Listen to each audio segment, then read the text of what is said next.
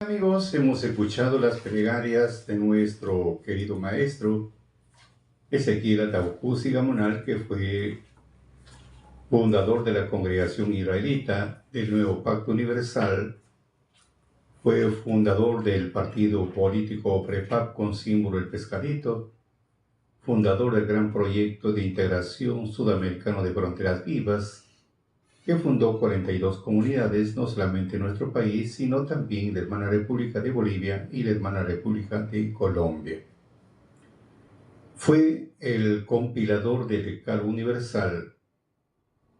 Cuando hablamos, amigos, del Decálogo Universal o las 10 palabras, que en hebreo se le conoce como Torah, en griego nomos, que es ley, traducido viene a ser la doctrina de Dios. Y por eso se dice que la doctrina es más antigua que la misma creación y es tan nueva como el amanecer. De ahí vienen las palabras, las buenas nuevas o el evangelio, es las buenas nuevas, el evangelio, de eso viene, las buenas nuevas. Y además la doctrina de Dios pues es eterna, pero nosotros no tenemos la eternidad. Solo contamos con el tiempo que dura nuestra vida para alcanzar a aquellos que viven mientras nosotros vivimos.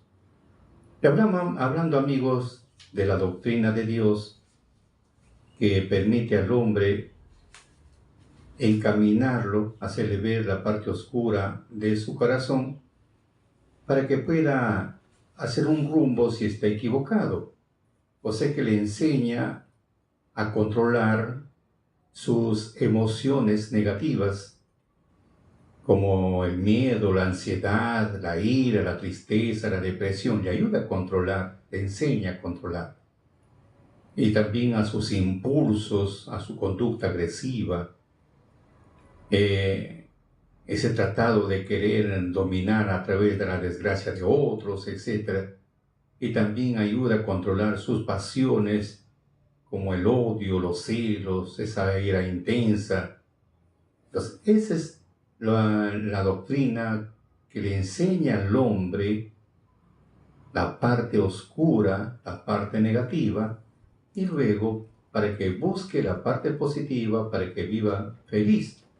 Porque existe el karma, y en la doctrina está el karma, porque dice bien claro que Dios ha creado el bien y el mal, la vida y la muerte, la bendición y la maldición.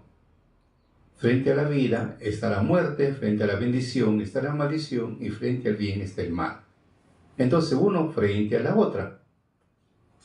La decisión es nuestra si vamos por el bien o vamos por el mal, y a las finales no le podemos echar la culpa ni a uno ni al otro. Los culpables es la mala elección que nosotros podamos tomar. Y para ello, queridos amigos, hablamos de la vida. Es admirable que la vida es equilibrio.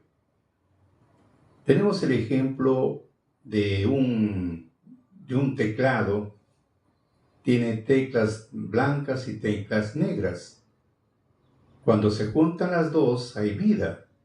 Las teclas blancas serían los buenos momentos y las teclas negras serían los malos momentos. Y se combinan y hacen una vida. Esa es la vida. Entonces la vida, amigos, es equilibrio. La vida es equilibrio.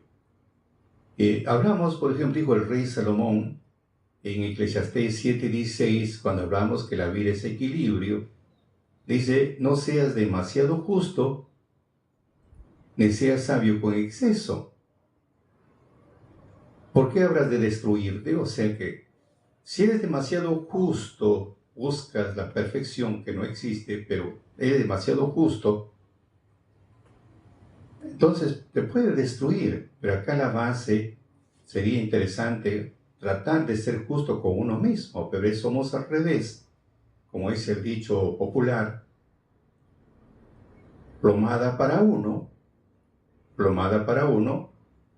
y rabo de cerdo para los demás. Entonces, pero nosotros hacemos al revés, rabo de chancho, cerdo, o puerco, porcino. para uno y plomada para los demás. Lo hacemos al revés. Pero acá debe ser diferente. Tratar de ser justo en lo mismo y llevamos así, buscamos que ordenar. Pero recomienda que no seas demasiado excesivo, ni demasiado justo, ni demasiado sabio con exceso, porque te puedes destruir, te vas a destruir. Entonces, ahí, desde el momento que nos habla que no debemos ser demasiado justos, ni demasiado sabios con exceso, nos llama a un equilibrio. Y como ejemplo, dice nuestro rey, el rey Salomón en Proverbios 25, 16 y 27, hallaste miel, come lo que te baste. No seas que harto tengas que vomitarlo. No es bueno comer miel en exceso, ni tampoco buscar hombres excesivos. Entonces hace ver acá, como dice el rey Salomón, si hallaste miel, come lo que te baste, lo suficiente. No haz que te hartes, porque de repente lo vas a vomitar, porque ya también te afecta mucho dulce, vas a tener problemas. Entonces, no es bueno comer ese miel con exceso. Entonces, no comer miel con exceso. Entonces, busca lo que es el equilibrio en la vida. Siempre el equilibrio. Nada excesivo, nada lo que es excesivo. En todo. Si te amargaste, no seas excesivo. No seas excesivo. Todo es un equilibrio. En todo, en todo. En amar, busca el equilibrio. No seas demasiado, que hoy la juventud le llama ser demasiado tóxico. Entonces, busca siempre el equilibrio. Busca siempre. ¿Ah? Entonces, si buscamos el equilibrio, dijo Hannah Kisdorfer, el equilibrio no se encuentra, el equilibrio se crea. ¿Ya? Dando todas las cosas, como dice la Escritura, no sea demasiado justo, sabio con exceso, porque te puede destruir. Entonces busca siempre el equilibrio. Entonces el equilibrio no se encuentra, sino se busca. Buscamos el equilibrio. Por eso Dios ha puesto el bien, el mal, el equilibrio. Y te recomienda, busca pues el bien para que vivas tú y tu descendencia. El equilibrio siempre. Todo en la vida debe tener un equilibrio, dice Jana. Sea amable, pero no dejes que nadie te abuse de ti. Confía, pero no dejes que te engañe. Sé feliz y agradecido, pero nunca dejes de mejorar. Esa es la palabra, de mejorar cada día. Solo nosotros sabemos qué necesitamos para estar en equilibrio. Cada uno sabe lo que necesita para buscar siempre ese equilibrio. Es tan necesaria la dureza de la roca como la pluma su toque delicado. Entonces, buscar siempre el equilibrio. Es necesaria la dureza de la roca, sí, pero también el toque delicado de la pluma, pero buscando siempre el equilibrio. La vida es un sistema equilibrado de aprendizaje, es un sistema equilibrado de evolución, ¿no? Es un sistema de equilibrio, equilibrado de placer y también de dolor. Entonces, cada situación en nuestra vida sirve a un propósito. Como dijo Catherine Pursifer, en todos los aspectos de nuestras vidas, el equilibrio es la clave. Hacer demasiado de una cosa puede provocar malestar. La moderación es el secreto. Incluso Tanya Wilway, el equilibrio es la clave para una vida exitosa. No niegues tu mente, no niegues tu cuerpo, tu espíritu. Invierte tiempo y energía en todo por igual. Será la mejor inversión que habrás hecho. Y Suset también comentó sobre el equilibrio. Todo en la vida es equilibrio. Y el centro de soporte eres tú. La decisión es nuestra. Tomás Marton también comentó que la felicidad no es una cuestión de intensidad, sino de equilibrio. Y una intensidad, la vida es una cuestión de intensidad, sino de equilibrio, es de orden, de ritmo y armonía. La vida no es estabilidad, estabilidad es saber andar en el equilibrio. Esa es la base. Buscar siempre el equilibrio. Es como estar montado sobre una bicicleta. Si nos caemos, dejamos de pedalear, si nos caemos a la derecha, nos quemamos. Si vamos a la izquierda, nos congelamos. Entonces buscamos siempre el equilibrio. Para darnos una idea de buscar siempre el equilibrio, cuento una anécdota hebrea en el Midrash. Encontramos en el Midrash, después del diluvio. Vamos a ver qué es lo que pasó y después vamos a la escritura. Dice que en el libro del Midrash, cuando Noé se puso a plantar una vid, vino el Satán y se paró frente a él. Y le preguntó a Noé, Noé, ¿qué estás plantando? Bueno, Noé dijo, estoy sembrando un viñedo. Estoy sembrando un viñedo, o sea, un viñedo que viene a ser el plan donde se planta vides para la producción de uvas, de mesa o también para preparar el vino. Ese es. Entonces, un viñedo. Entonces le dice, ¿qué es? ¿Qué es? ¿Cómo es? ¿Cómo es? Entonces el diablo le pregunta, ¿y cómo es eso? ¿De qué se trata? Explícame. Bueno, dice, los frutos son dulces, húmedos y de ellos se hace vino que alegra a los corazones. Entonces, Satán, al ver la respuesta que es bonita y hermosa, que los frutos son dulces, húmedos y de ellos se hace vino que alegra el corazón de los hombres, le pareció tan bien a Satán y le dijo, ¿quieres que lo plantemos juntos? O sea, que ese momento quiso hacerle socio para trabajar juntos. Y Noé no le negó, le dijo, de acuerdo, de acuerdo. Entonces, ¿qué hizo Satán? Trajo una cordera y la degolló sobre la vid. Después trajo un león y lo degolló sobre el mismo lugar. Después hizo lo mismo con un mono y finalmente repitió la acción con un cerdo. Y con la sangre de todos estos animales regó las plantas. Fíjese, él regó las plantas con la sangre de 4 animales, de una cordera, de un león, de un mono, de un cerdo. Con esta clase de animales, con esta sangre, lo regó las plantas. Entonces, ¿qué nos enseña este ejemplo? ¿Por qué lo regó para que crezca la vid? ¿Por qué le regó con la sangre de un cordero, de un león, de un mono y de un cerdo? ¿Qué enseña esta moraleja? Dice que cuando un hombre bebe una copa, cuando el hombre bebe una copa, poquito, es como una cordera, modesto, pacífico, cuando toma una copita. Es manso, modesto, pacífico, así. Cuando bebe 2 copas, ya se siente como un león, ya fuerte, agresivo, fuerte. Y cuando empieza a levantar el tono,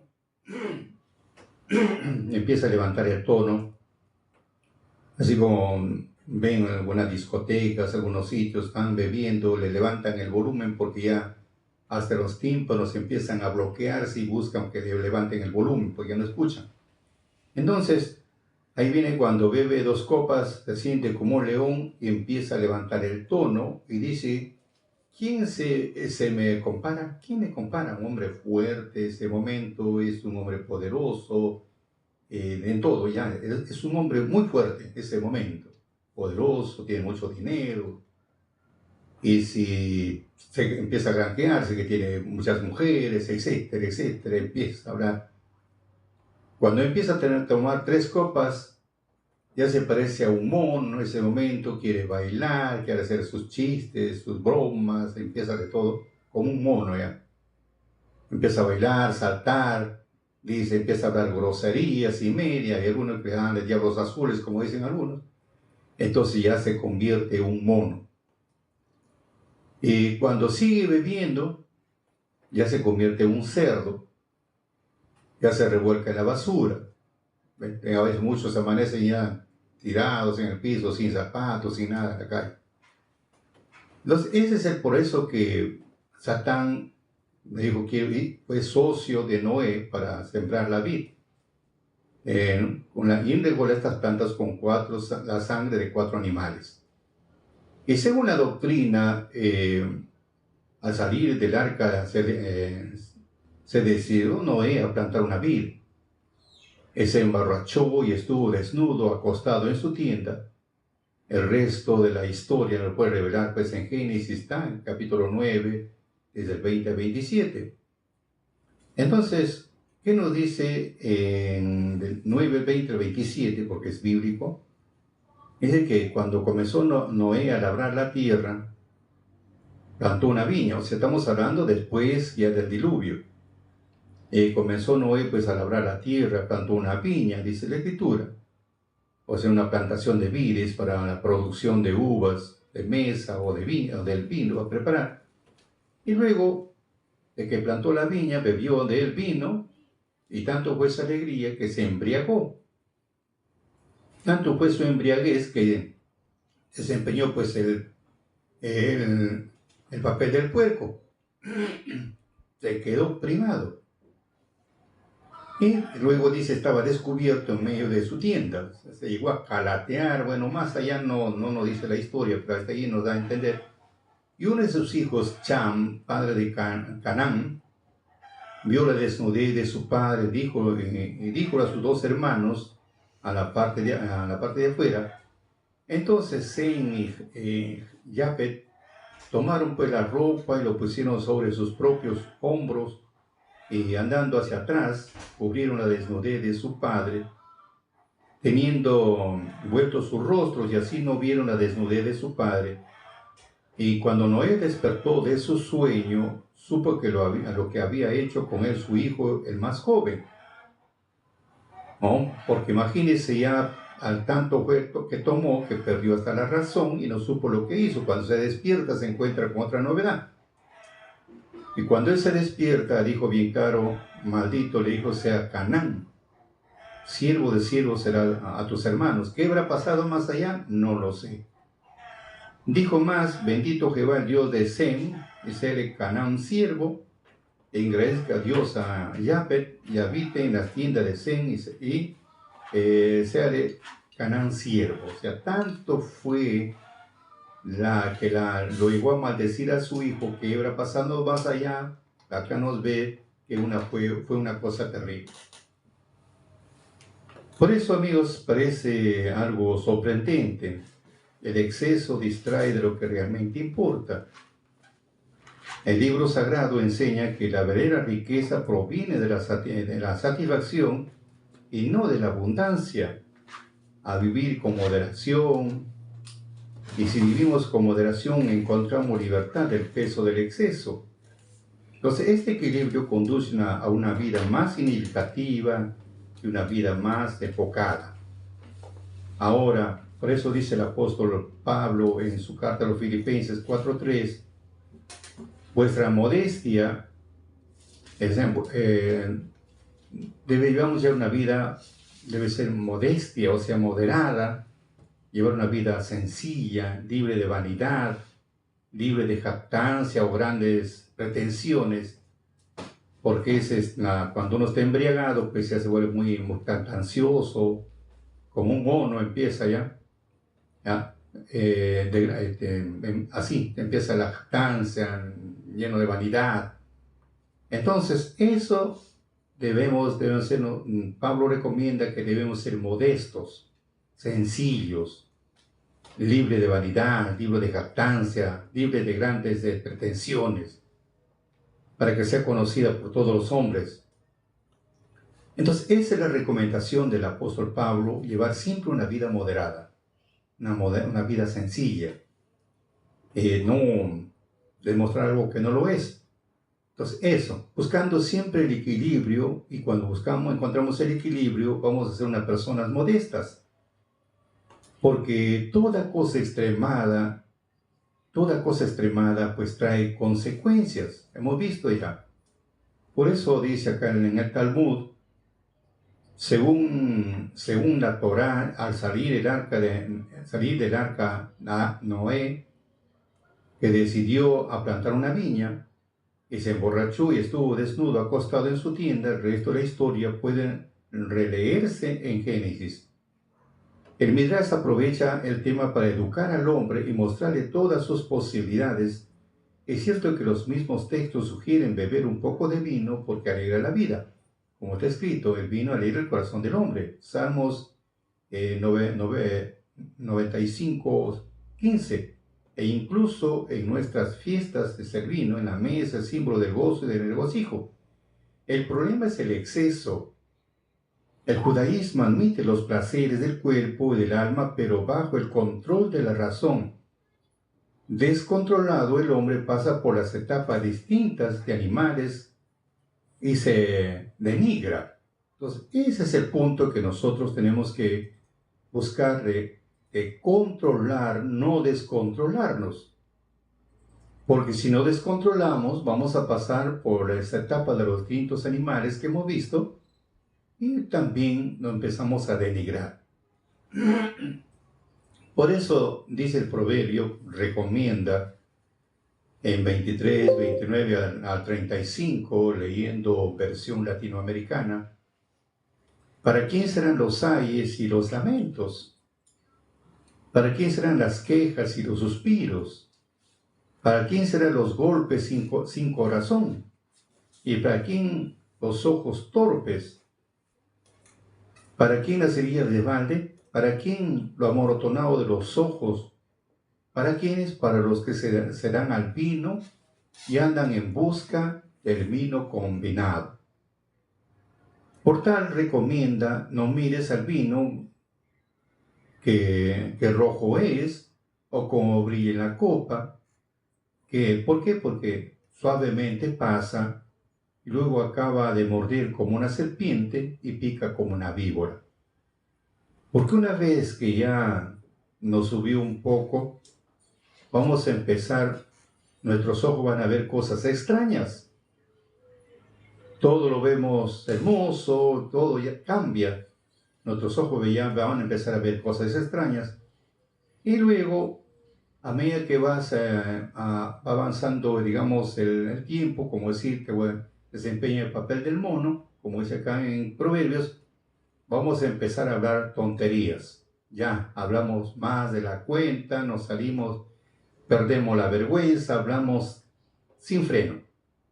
Por eso dice un dicho muy popular, que un niño y un borracho siempre dicen la verdad. Entonces, amigos, nos recomienda, porque si vamos avanzando en el licor, serás como un hombre acostado en alta mar o sobre el mar, o sobre la punta de un timón, un mastelero, y empieza a tambalear. Y después que pasa, de repente se metió en problema, le dieron una paliza, pero cuando le dieron una paliza ni siquiera no sintió nada, pero lo más triste es que otra vez regresa. Por eso dice, me pegaron, pero no me duele, me pegaron, pero no sentí nada.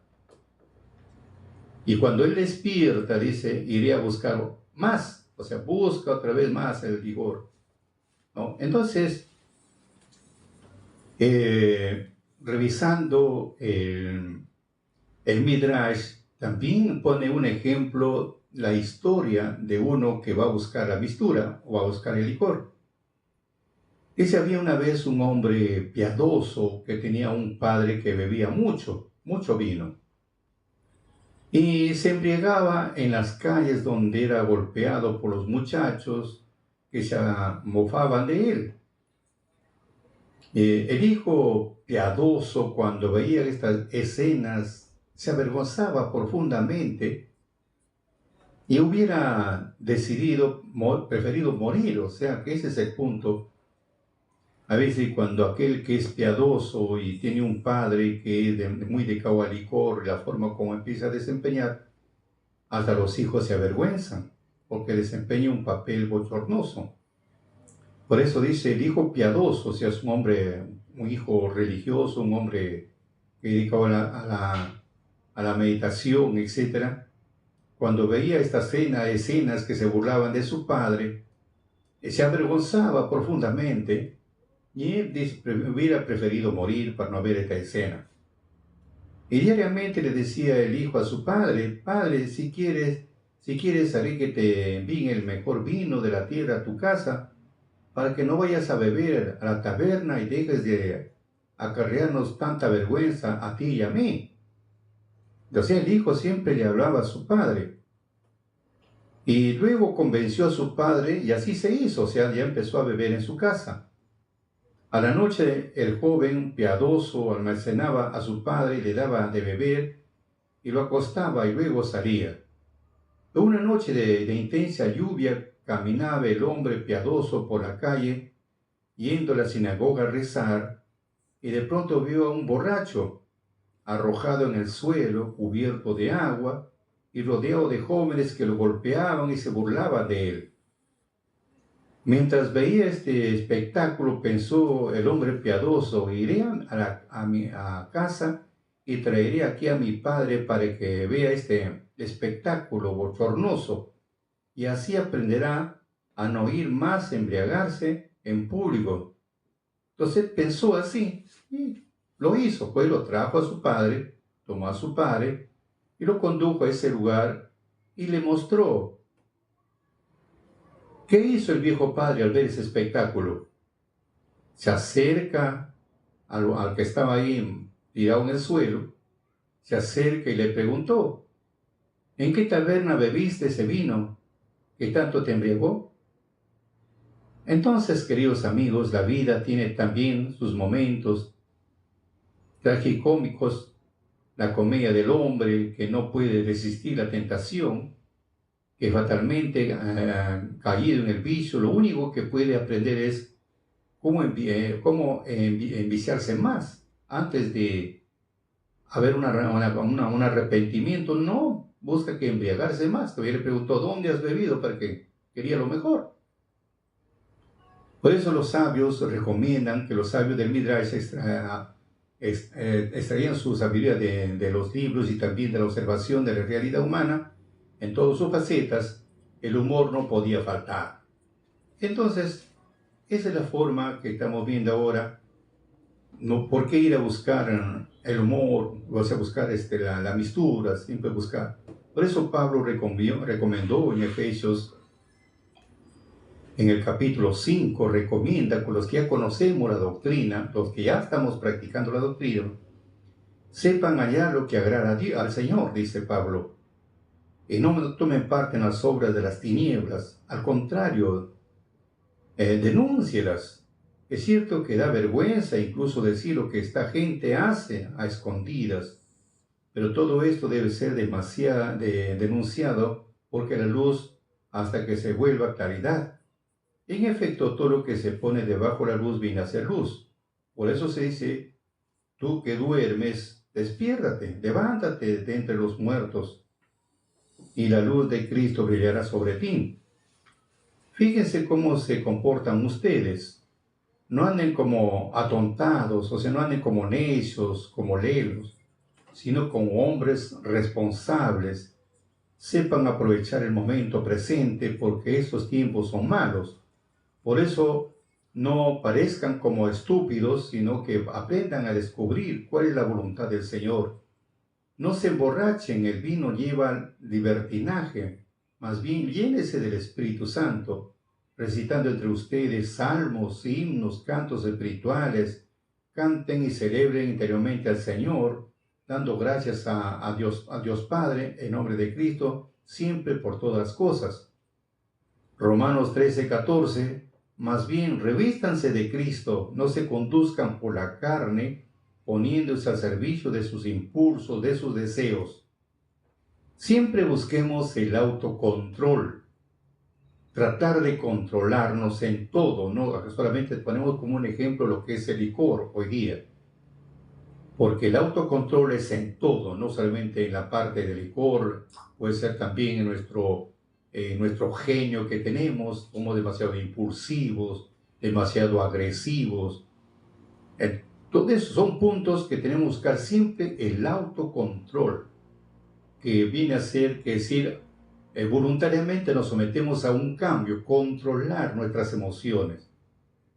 No es hacer lo que uno siente, no, es elegir qué hacerlo con lo que se siente. Entonces, debemos ser al revés. O sea, no es hacer lo que se siente. Yo siento esto, tengo que hacer, no. Sino elegir qué hacer con lo que siente. Elegir, tenemos que elegir. El autocontrol es la voz interior que nos indica. Nos dice, pues, detente, ¿qué vas a hacer esto? No, piensa primero, piensa. Por eso, a través de este programa, recomendamos, antes de hablar, primero piensa. Piensa antes de hablar. El que no piensa para hablar es uno que está embriagado, uno que está borracho. No piensa. No piensa, habla nomás. Pero si tu mente está despejada, entonces tienes que buscar el autocontrol. Entonces, detenerse un momento. Si estás estás con una cólera, una rabia fuerte, y alguien se cruza en tu camino, busca que detener, controlarte. Piensa que vas a hablar. Piensa. ¿Qué podría pasar? ¿Qué podría pasar con hablar? De repente puede pasar una desgracia incluso. Entonces, eso tenemos que buscar siempre, el autocontrol de esa voz interna. Y esa voz interna siempre nos va a indicar, detente, ¿qué vas a hacer? Detente, piensa primero, piensa qué puede pasar más adelante. Y después que no sucedió eso, ¿has querido? Entonces, amigos, tenemos que pensar. Por algo dijo Benjamin Franklin, el autocontrol se basa en dejar que la razón tome las riendas. ¿Ve? El autocontrol se basa en dejar que la razón tome las riendas. Entonces acá tenemos que buscar que la razón tome las riendas y no pues la parte negativa que nos va a afligir el alma. Por eso dijo Menes Sasson, el autocontrol dentro de ti contiene las ruedas de la ira, ¿ve? Contiene las ruedas de la ira, la inteligencia, la impulsibilidad. Tucídides dijo, el autocontrol es el elemento principal en el respeto propio, y el respeto propio es el elemento principal del carácter. Y cuando hablamos, amigos, del carácter, no significa que vamos a empezar a gritar, vamos a empezar a amargarnos, que pensamos que amargándonos nosotros tenemos un buen carácter. No, ese es un carácter débil. Carácter significa aquel que sabe controlar sus emociones, aquel que sabe controlar su parte negativa. Así que, amigos, llegó el momento de hacer un autocontrol. Vamos a tratar de controlar nuestra parte negativa. Vamos a tratar de controlar. Por eso se llama que la vida es equilibrio. Bien, amigos, para mayor información, síguenos en nuestra cuenta de Santos Salazar Silva, en la cuenta de Vicky Pérez Medina, Facebook, Instagram, TikTok y YouTube, y comparte con tus amistades para llegar a más alientos de la doctrina de Dios.